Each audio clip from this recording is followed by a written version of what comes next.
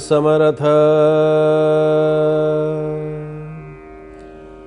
श्रीरामचन्द्रा करुणा समुद्रा ध्यातो तुझी राजसयोगमुद्रा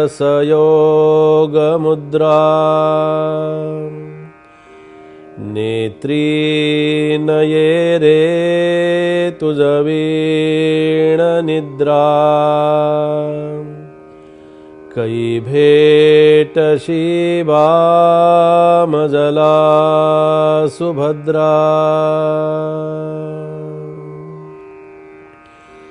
श्रीराम समर्थ श्रीराम।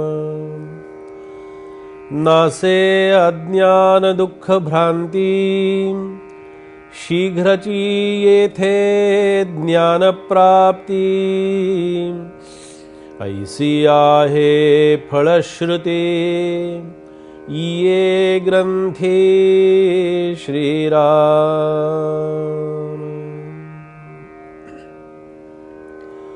श्री समर्थांच्या दासबोध ग्रंथातील पहिल्या समासाचं चिंतन आपलं सुरू आहे।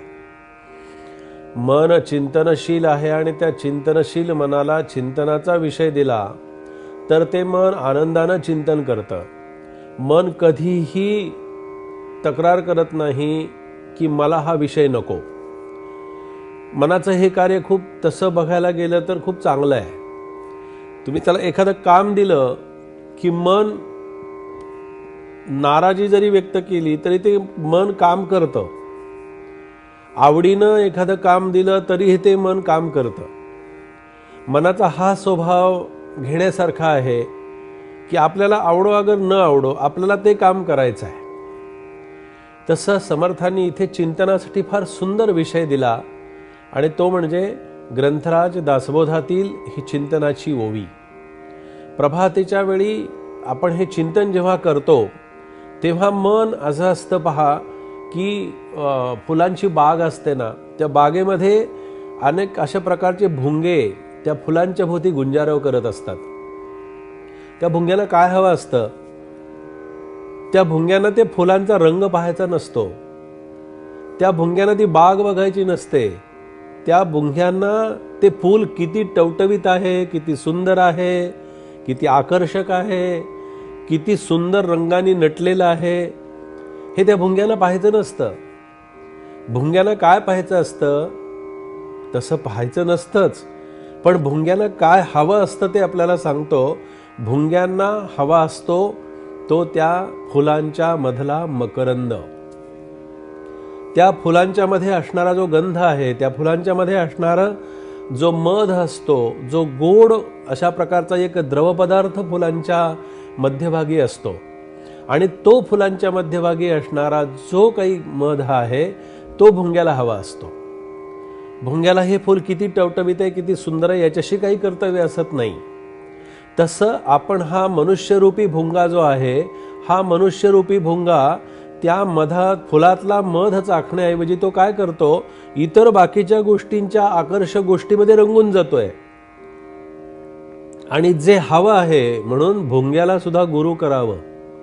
भुंग्याच्याकडून सुद्धा हा गुण घेण्यासारखा आहे की तो बाकीचं काही पाहत नाही, तो फक्त फुलातला मकरंद पाहतो, फुलातला फक्त गोडवा घेतो, फुलातला फक्त मध चाकतो।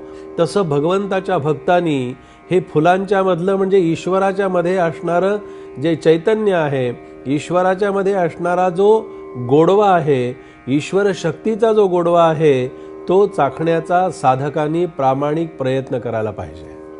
या ग्रंथाच्या श्रवणानं तुला कशाची प्राप्ती होईल? तर माझ्यामध्ये असणारं जे अज्ञान आहे, म्हणून ते उदाहरण दिलं भुंग्याचं की अशासाठी की तो भुंगा फक्त मधच चाखत असतो आणि माणूस काय करतो? भगवंताच्या नामातला गोडवा घेण्याऐवजी भगवंताच्या नामाचंच अगदी वेगळ्या प्रकारनं विश्लेषण करून तो व्यावहारिक गोष्टीसाठी ते नाम वापरण्याचा प्रयत्न करतो। नाम हे असं आहे की तुमच्या सगळ्या इच्छा आणि अपेक्षांपासून आपल्याला दूर घेण्यासाठी जाण्यासाठी नाम असतं आणि आपण काय करतो?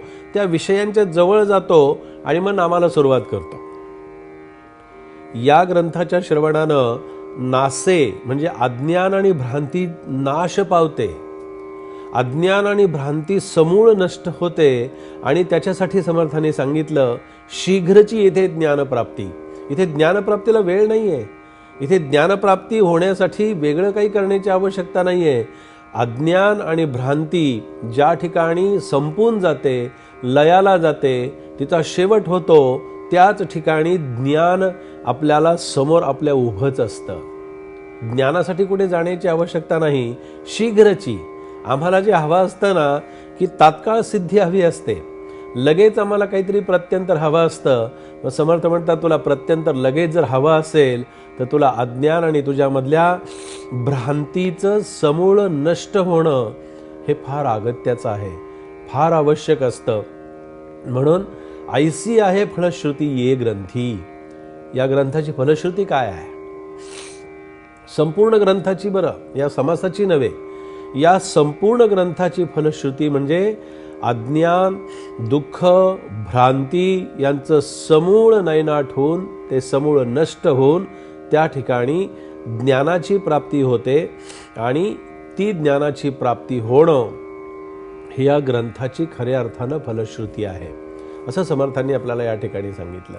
आता हे अज्ञान जे असतं, अज्ञान आम्ही निर्माण केलेलं असतं.